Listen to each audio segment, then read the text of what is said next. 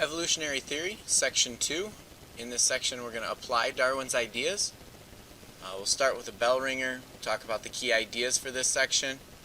We'll look at evolution by natural selection, what Darwin explained, and we'll evaluate his ideas. So your bell ringer. How do you think studying fossils can tell you about how an organism lived? Is it A, fossil evidence tells us where and how an organism lived? B, fossil evidence shows us the name of a species? C, fossils help to create new organisms out of existing species? D, fossils show us what the soft tissue of organisms looked like along with the color of the organism? Or E, fossils are often fake due to the fact that American museums pay millions of dollars for missing links. So our key ideas in this section. What does Darwin's theory predict? Why are Darwin's ideas now widely accepted? What are the strengths and weaknesses of Darwin's ideas? So evolutionary theory by means of natural selection.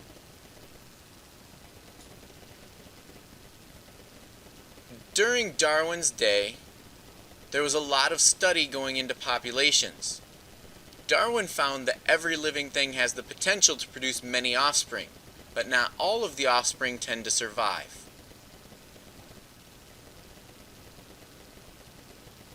And so he formed a key idea. He thought that individuals have traits that better suit their environment.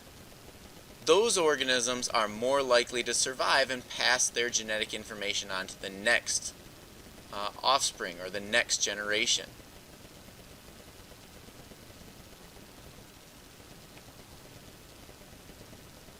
So individuals that have certain traits tend to produce more offspring than others do.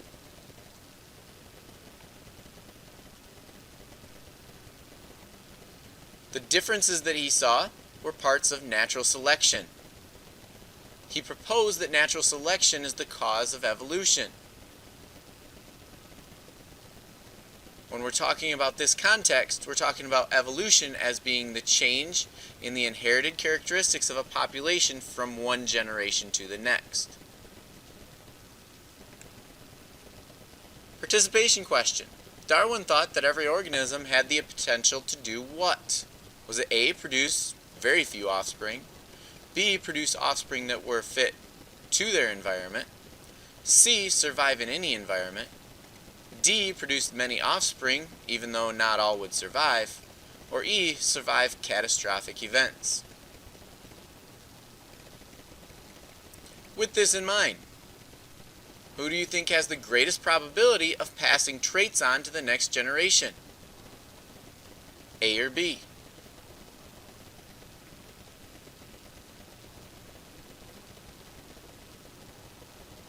And then the next question is, are those traits going to allow for the next generation to reproduce more successfully? So there's a number of steps in Darwin's theory.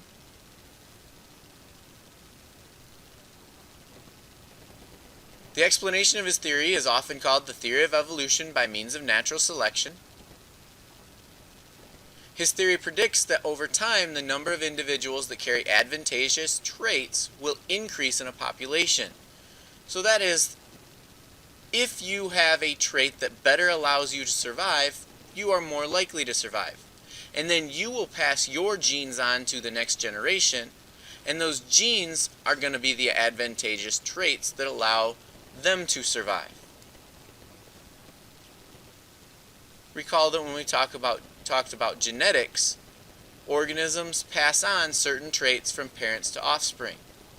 This is the study of heredity.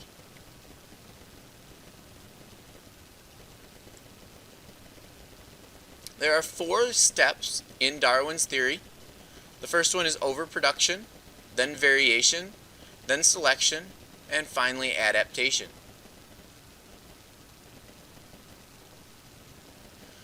So overproduction is where Darwin thought that every population is capable of producing more offspring than can survive in that environment. So the environment ends up choosing the fittest, or choosing the individual that has characteristics that better allow it to survive in the environment. Those that are weak tend to die out, and therefore they do not pass their genes on to the next generation. Darwin also thought, for step 2, that variation occurred. Variation exists within every population. Our variation is due to inherited traits. So everyone is slightly different. Nobody is exactly the same.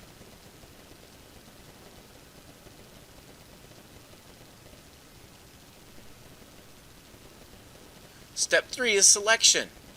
So in a given environment, having a particular trait can make individuals more or less likely to survive and have successful offspring.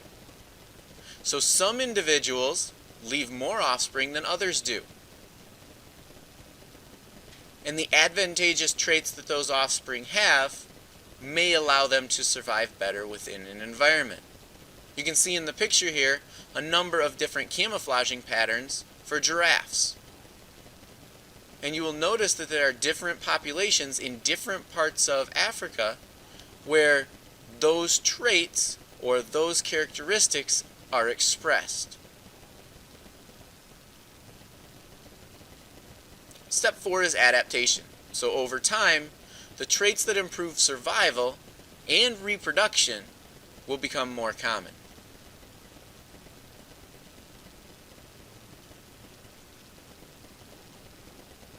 So what is the proper sequence for the steps in Darwin's theory of evolution? Is it A, adaptation, selection, variation, and overproduction? Is it B, variation, overproduction, adaptation, and selection? Is it C, overproduction, variation, selection, and adaptation? Or is it D, selection, adaptation, overproduction, and variation?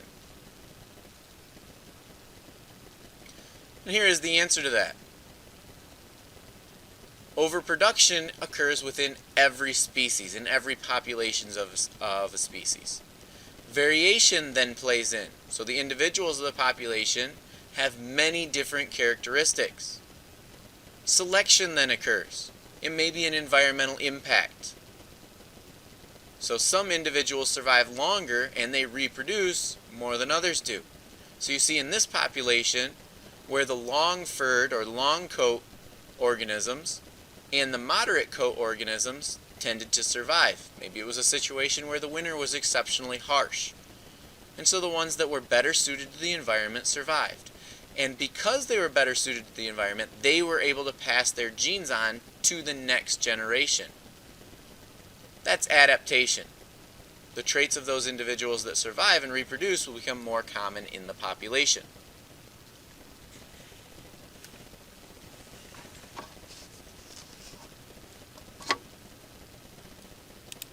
Natural selection is the process by which populations of organisms change in response to their environment. As an example, consider recent studies by Peter and Rosemary Grant of finches that live on the Galapagos Islands. These birds vary in body size and the shape and size of their beaks. Ground finches constantly compete for food. They eat different types of seeds which they crack open with their beaks. In 1977, severe drought greatly reduced island vegetation, making all types of seeds scarce, including the small, soft seeds that are the finch's favorite food. Soon only larger, tougher seeds remained. The natural conditions favored finches with larger, stronger beaks that were able to eat the larger seeds and therefore survive to reproduce. Many smaller beaked finches perished. The offspring of the surviving finches that year were larger birds with larger beaks. So the environmental pressures, drought in this case, led to a population of finches with larger beaks. Natural selection can go in the other direction as well. In 1985, heavy rains led to more small, soft seeds, which small-beaked finches are best able to eat. The following generation had more small-beaked finches.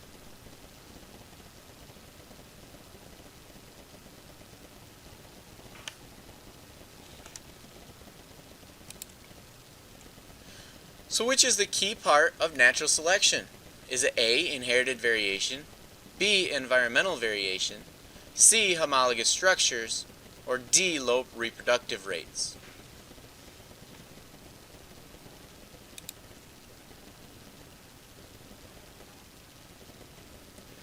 Darwin's theory explains why living things vary in form yet seem to match their environment. Each habitat presents some unique challenges and opportunities for survival and reproduction.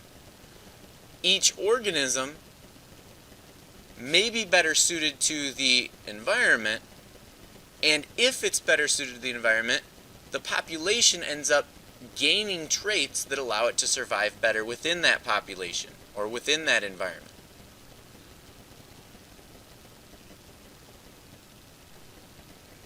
So each species evolves because the selection of those individuals that survive, the many challenges that occur, or make best opportunities of the environment.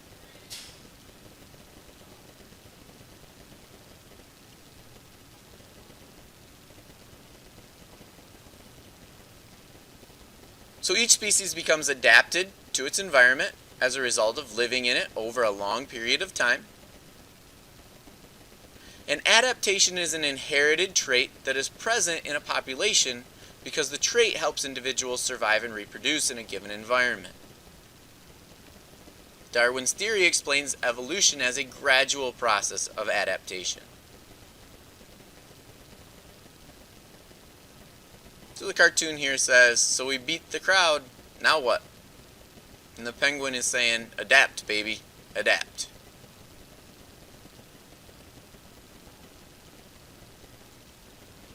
So according to Darwin, all organisms seem to do what with regard to their environment? Do they A, disregard it, B, match it, C, destroy it, D, compete with it, or E, create it?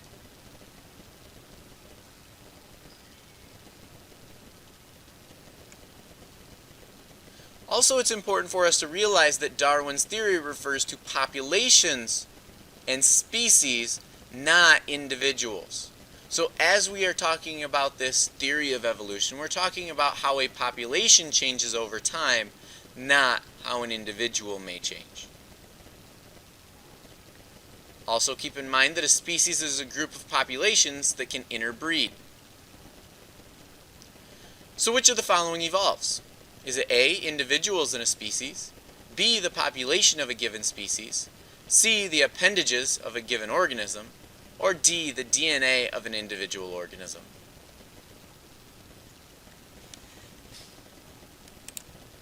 These finches have all descended from a common ancestor. They look different because they have adapted to different environments and food sources. The large ground finch has a heavy, strong beak adapted for cracking big, hard seeds. The cactus finch has a tough beak that acts like a pair of needle-nosed pliers. It is adapted for eating cactus and its nectar. The warbler finch's small, pointed beak works like a pair of tweezers. It is adapted for probing into cracks and crevices to obtain insects for food. The different beak sizes of these finches are traits that make each finch better able to survive in its environment. Thus, the beak size of each finch is an adaptive advantage.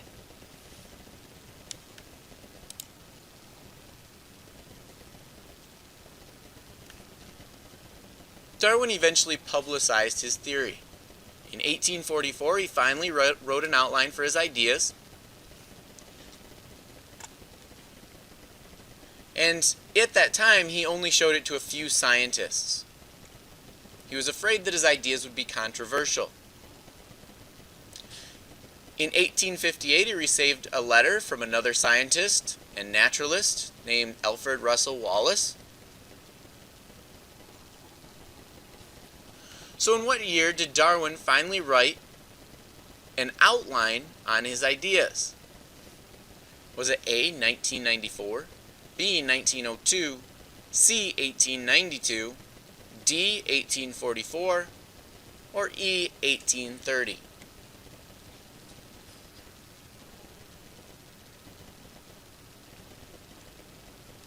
Wallace asked for Darwin's opinion on a new theory that he had been developing, and the theory was much like Darwin's. Because of the similarity, both Darwin and Wallace, they both presented their ideas to groups of scientists. And so Darwin was finally motivated to publish his full book. So who helped to motivate Darwin to publish a full book of his ideas? Was it A. Wallace, B. Lyell, C. Lamarck, D. Malthus, or E. Cuvier?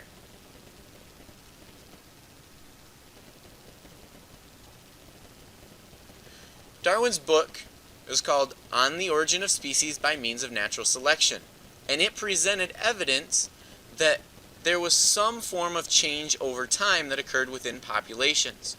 He used a large amount of data, and he supported his data with examples.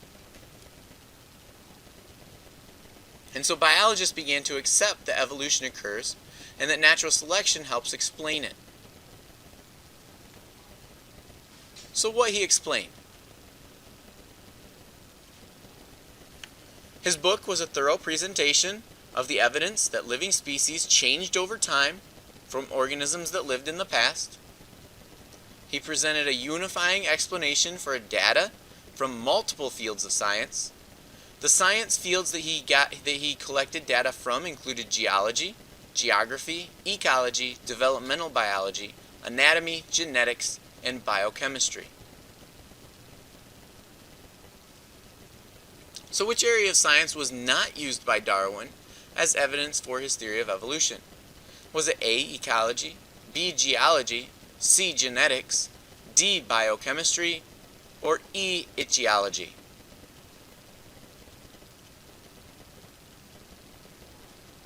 So Darwin used a number of different supports or proofs to explain his theory. The first one is the fossil record. So he looked at large numbers of fossils, and he looked at organisms that lived in the past. All of those fossils that scientists have collected and found make up what we know as the fossil record.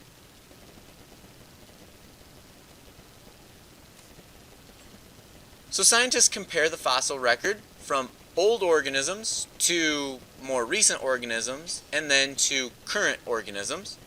And there seems to be a pattern of gradual change. Darwin noticed that the patterns occurred, but he was unaware of the many gaps in the patterns.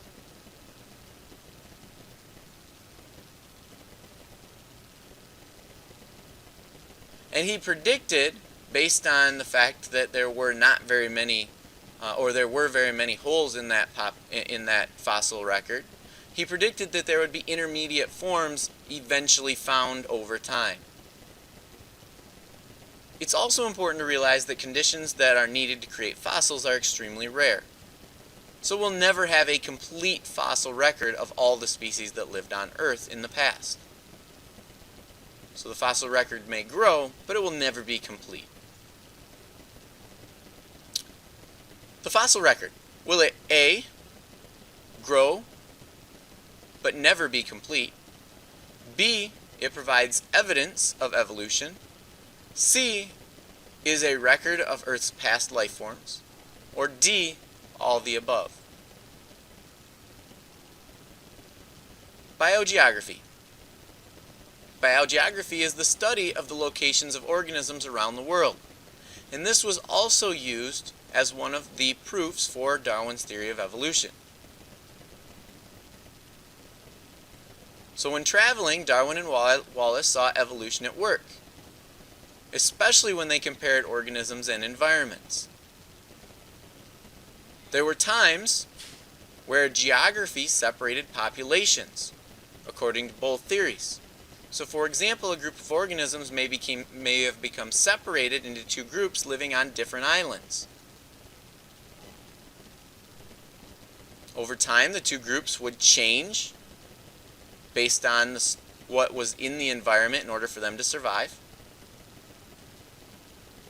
Geologists and biologists have found that the movement of landforms in Earth's past help to explain patterns in the types and locations of both fossils and living organisms.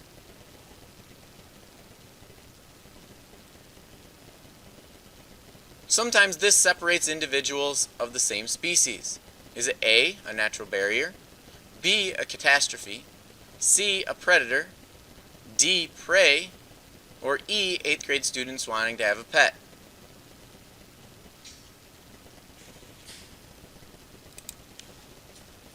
Geographic isolation is the physical separation of populations of organisms.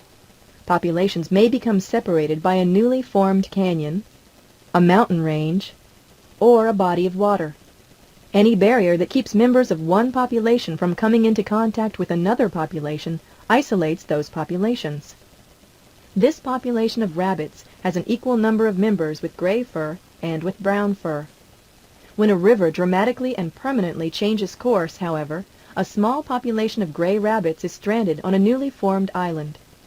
Somehow they manage to survive, but over many generations the descendants of these island rabbits begin to exhibit unique characteristics, such as an increased ability to tolerate drought and slightly larger ears to help them stay cool. Given enough time, the two populations of rabbits may become so different that they can no longer interbreed. If this occurs, they are then considered to be two separate species. So what is the process called where individuals from a population become separated from other individuals of the same species? Is that A, isolation, B, removal, C, reproductive isolation, D, adaptation, or E, evolution?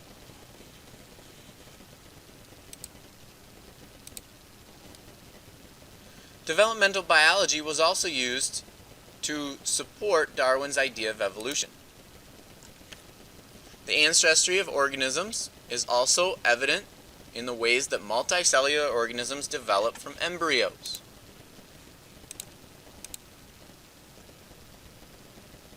The study of such development is called embryology. The study is very interesting because embryos undergo many physical and genetic changes as they develop into mature forms of life.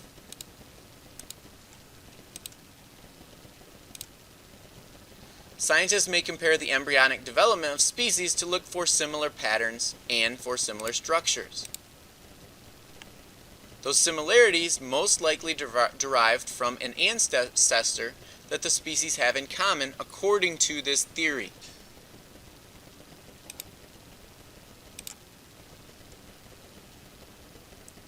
One example of this is that embryologists say that during the development of all vertebrate embryos, there is some form of tail that occurs, and then as those individuals develop, especially in primates, the tail eventually disappears. Remember, vertebrates are animals that have backbones.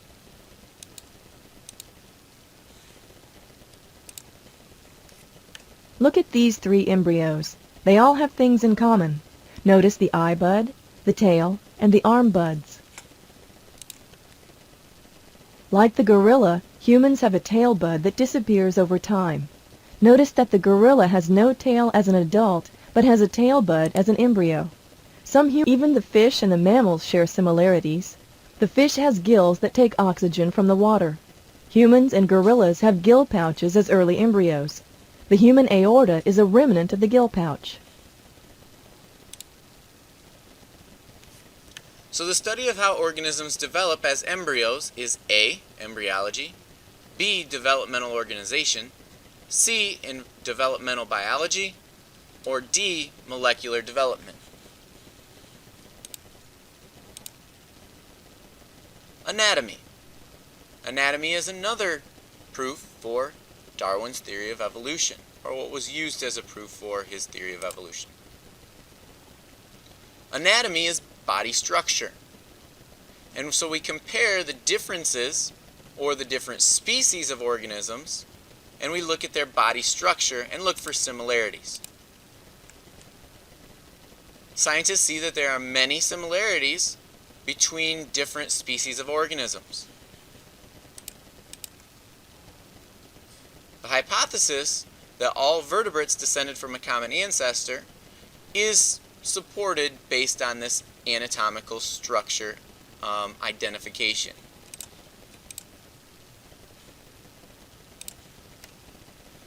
Vestigial features are structures that may not have a use. They are remnants of once used structures. The whale is a mammal and gives milk to its young just like humans do.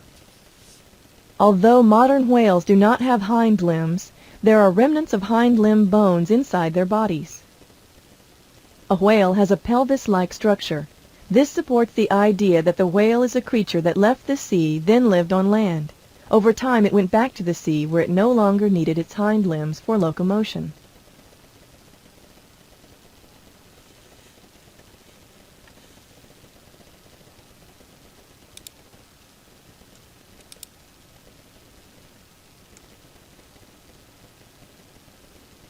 So observations of the anatomy of both fossil organisms and living vertebrates helps to support this hypothesis. When we compare modern vertebrates, the differences in size, number, and shape of their bones is clear, yet there seems to be a basic pattern in those bone structures. So for example, the forelimbs of many vertebrates are composed of the same basic groups of bones.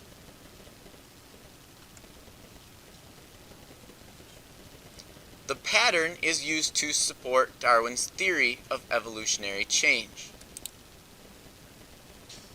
The bones are an example of what are called homologous structures. And these are characteristics that are similar in two or more species and that have been inherited from a common ancestor of those species. So we have similarities in the structure of those bones.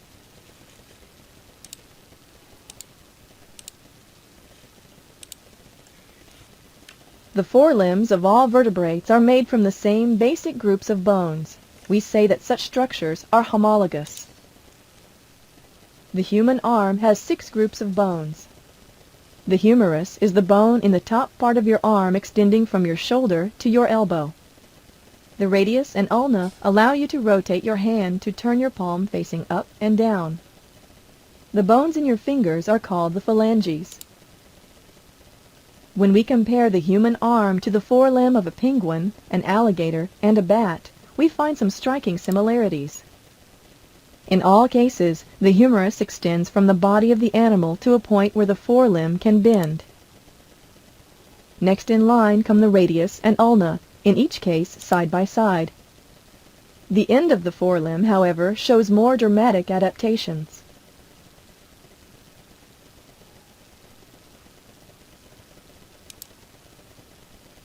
In a bat, the phalanges become the tips of the wing.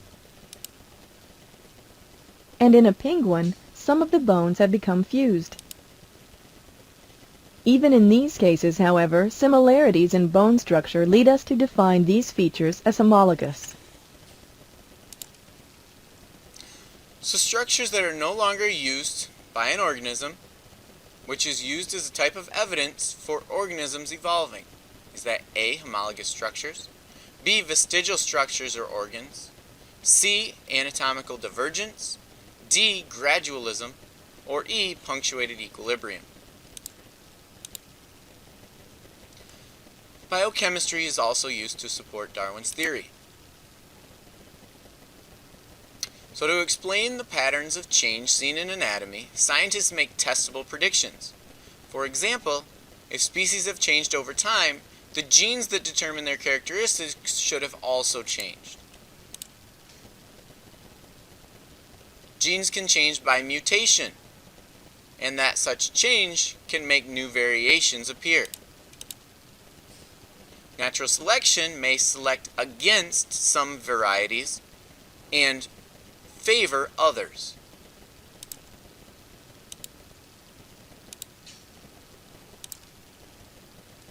So a comparison of DNA or amino acid sequences shows that some species are more generally similar than others.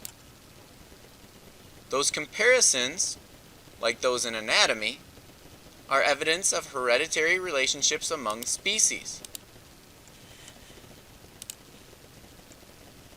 The mature red blood cell is little more than a membrane sac containing hemoglobin.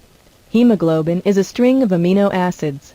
This hypothetical string of amino acids will be used to show the difference between gorilla and human hemoglobin. Human hemoglobin and gorilla hemoglobin differ by only one amino acid.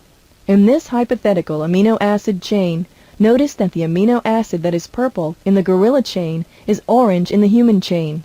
The similarity between gorilla and human hemoglobin strongly suggests that gorillas and humans share a recent common ancestor.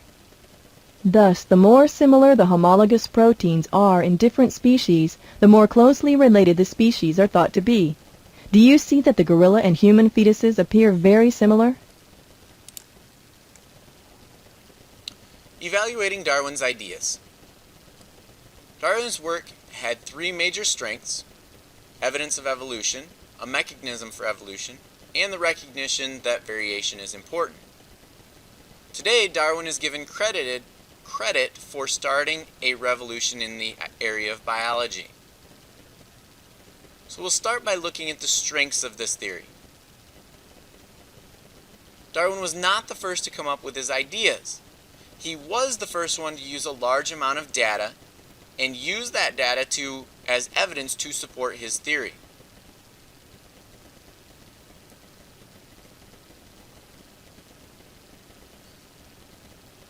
His book was a very long argument that evolution is possible.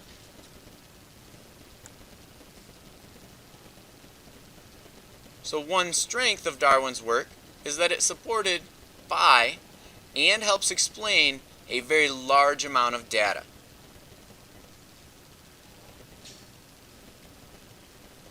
He presented a logical and testable mechanism that it could account for the processes of evolution. His theory of natural selection was well thought out and convincing to scientists of his time as well as today. Finally, Darwin changed the way scientists thought about the diversity of life.